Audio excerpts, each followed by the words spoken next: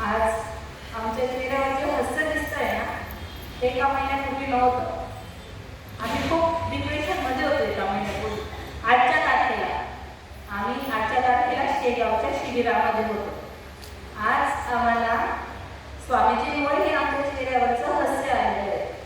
कारण आज म्हणजे 1.5 महिन्यापूर्वी आम्हाला माझ्या मिस्टरांना लंग कॅन्सर डिटेक्ट झाला यांना. तर आम्ही तर ट्रीटमेंट ऑलरेडी चालू केलेली होती बाहेरची, पण त्याच्यात मन स्वास्थ्य लागत नव्हतं. त्याच्यात आम्ही खूप खोलवर डिप्रेशनमध्ये जात होतो. आमचा पूर्ण परिवार त्याच्यात जात होता. ही साधना तर आमच्या घरात 9 वर्षापासून आहे, पण ती फक्त माझी दिराणी, माझी सासू आणि सासरे हेच करत होते. आम्ही घरी त्यांचं ऐकून एखाद्या दिवशी सलाड खाऊन घ्यायचो, ज्यूस पिऊन घ्यायचो. ते आम्हाला सांगायचे की तुम्ही पण जा शिबिराला, पण आम्ही म्हणायचो नाही, दुकानात वेळ नाही, मुलांची शाळा आहे, वेळ नाही, आम्ही नाही येत, तुम्ही जा असं म्हणायचो. तुम्ही ऐकलं काय, आम्ही काय ऐकलं काय, असं म्हणायचं.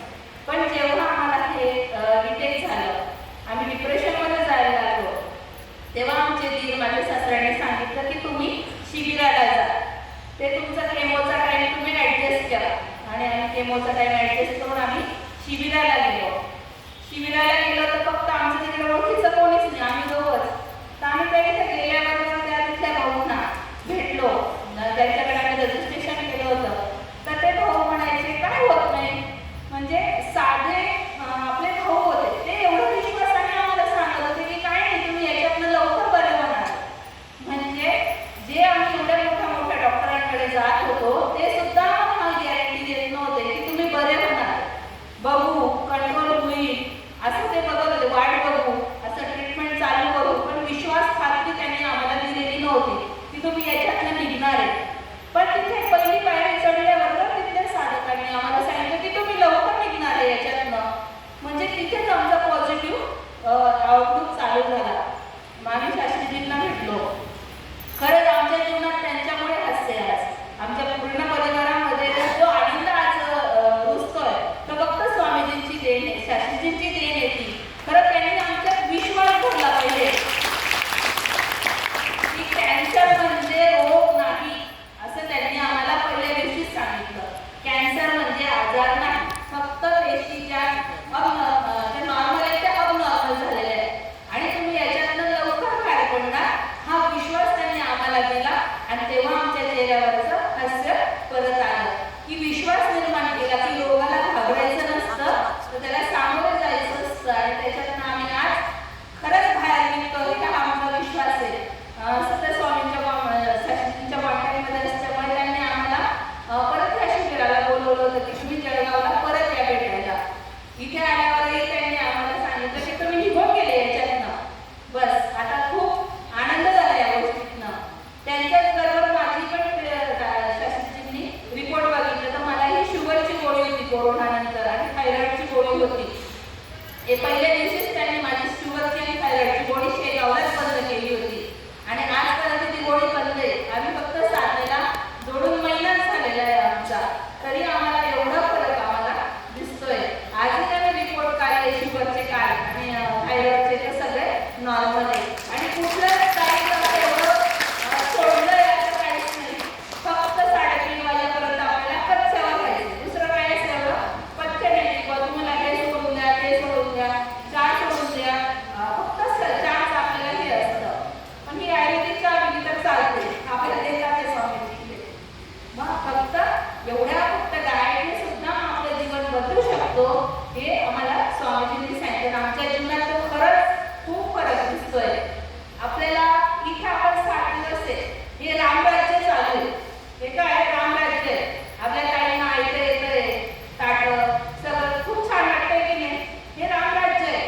पण याच्या बाहेर जेव्हा आपण जाणार आहे शिबिर सोडून घरी, तेव्हा खरं माझी संयमाची गोष्ट आहे. तेव्हा माझा संयम मला बघायचा आहे. कारण सकाळी चहाची पातेली पण दिसणार आहे, दुधाची पण पातेली दिसणार आहे, नाश्त्याची कढई पण दिसणार आहे. तिथे पण मला संयम ठेवायचा आहे आणि मला ही साधना चालू द्यायची आहे. खरंच त्या साधनेचा आम्हाला जीवनात खूप फरक पडला आहे आणि आमच्या जीवनात खूप आनंद झाला आहे.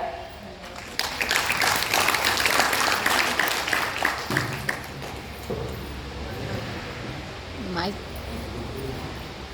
गुरुर्ब्रह्मा गुरुर्विष्णू गुरुर्देवो महेश्वरा गुरु साक्षात परब्रह्म तस्मै श्री गुरवे नमः। आपण एवढंच म्हणतो का गुरुने आपल्याला मार्गदर्शन दिले, पण ते मार्गदर्शनाबरोबर त्याच्याबरोबर आपण एक अजून अनुभव घेतो. आपण प्रत्येक गोष्ट म्हणतो का गॅसवर हात ठेवला तर चटका लागतो, पण अनुभव घेतल्यावर काय म्हणतो नाही गरम आहे. तसं हे तप सेवा सुमिरनचा आपल्या जीवनात आहे ना, गुरुच्या ऐवजी आपण आता अनुभव म्हणून घेऊ. अनुभव ब्रह्मा, अनुभव विष्णू, अनुभव देव महेश्वरा, अनुभव साक्षात परब्रह्म. म्हणजे प्रत्येक ठिकाणी ज्यावेळेस आपण कृती करतो ना, तर जीवनात तो आपण विचार करून कृती करतो. पण बघा असं कोणता व्यक्ती गद्वेष्टीत बसलेला नाही.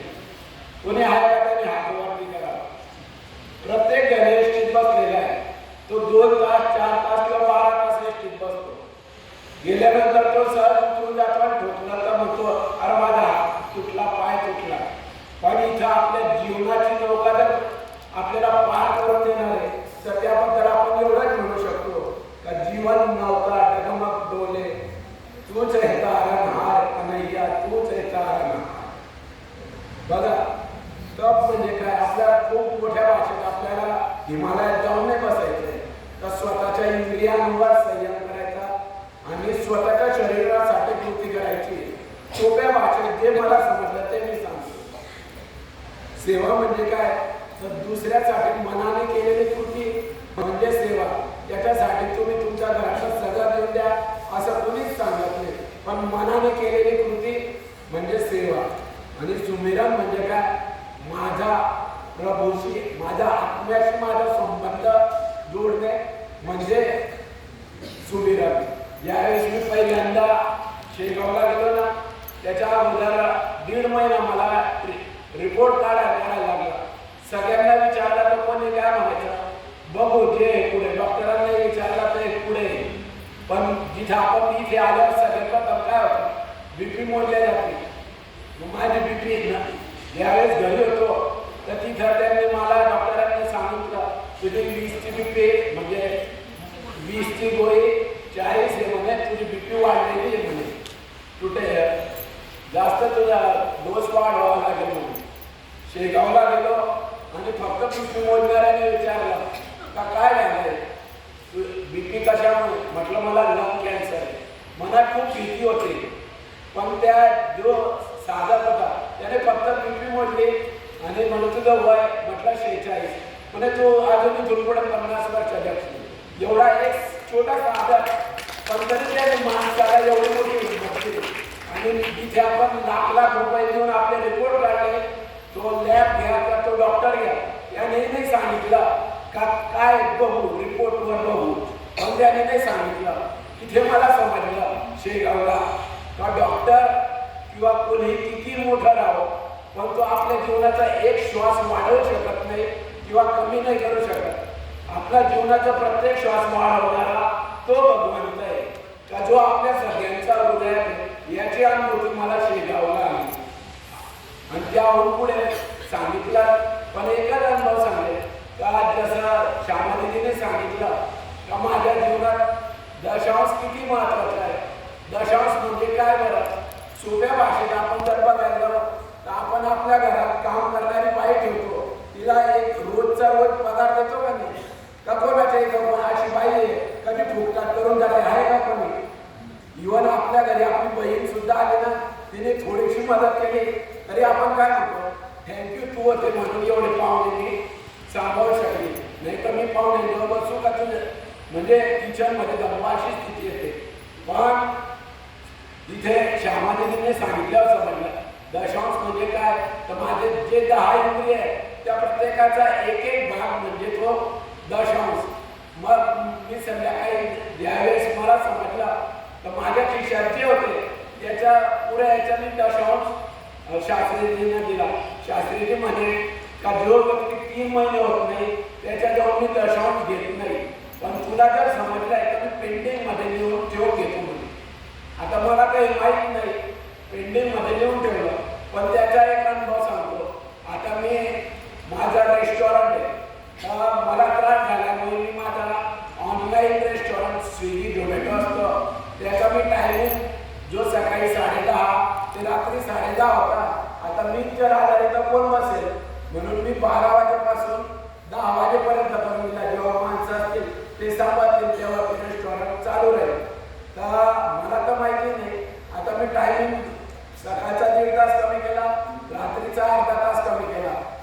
2 तास कमी झाल्यावर धंदा कमी होईल का वाढेल बरं? कमीच होणार आहे. पण मला तर माहिती नाही, मी शेगावला तिथे दशावून दिला, घरी येऊन मी पाहिला, माझा फक्त ऑनलाईनचा अगोदर वर्षभरा अगोदरचाही शेगावचा अगोदरपर्यंत माझा जो धंदा 2000 ते 25 चा फक्त ऑनलाईनचा होता. घरी गेलो तर मग मला समजलं तर रोजचा ऑनलाईन धंदा एवढा आहे. आता एवढा का बरं माझ्या अकाउंटला येत आहे म्हटलं, कारण ते पेमेंट ऑनलाईन यायचं. मला तर माहिती नाही, मी फक्त मेसेज पाहिजे. मुलाला विचारलं, बेटा म्हटलं तू कोणाला हे दिलंय का? नाही बाबा म्हणे 5 दिवसापासून आहे ना रेल्वेच्या IRCTC ऑर्डर पडायला लागल्या आणि जो 2 आणि 2.5 हजाराचा धंदा होता तो 5,000 5,500 मी विचारात पडलो. टाईम कमी केला तर तो कमी होईल, पण ज्यावेळेस मला समजलं, मी कृती केली, त्या दिवशी मला लक्षात आलं का देणारा तो भगवंत आहे. आपली फक्त मनापासून केलेली कृती ती प्रामाणिकतेने पाहिजे. आपण ज्यावेळेस तर सेवा सुविधा करतो किंवा ही साधना ज्यावेळेस आपल्या घरी करतो ना, तर कोणासाठी करताय या उद्देशाने करायला तर तुम्हाला काहीच फरक पडणार नाही. कारण कोणी सांगतं तर लगेच आपण त्याच्यात काम चुकारपणा करतो, पण ती स्वतःसाठी करतोय. ही प्रामाणिकता जर जीवनात मी स्वतः ठेवली तर प्रत्येक गोष्ट मला तप सेवा सुविधा आणि माझे जे साध्य आहे का मला भगवंताशी आनंदित व्हायचे, माझ्या भगवंताला आनंदित करायचे, ते निश्चितच अनुभव आहे.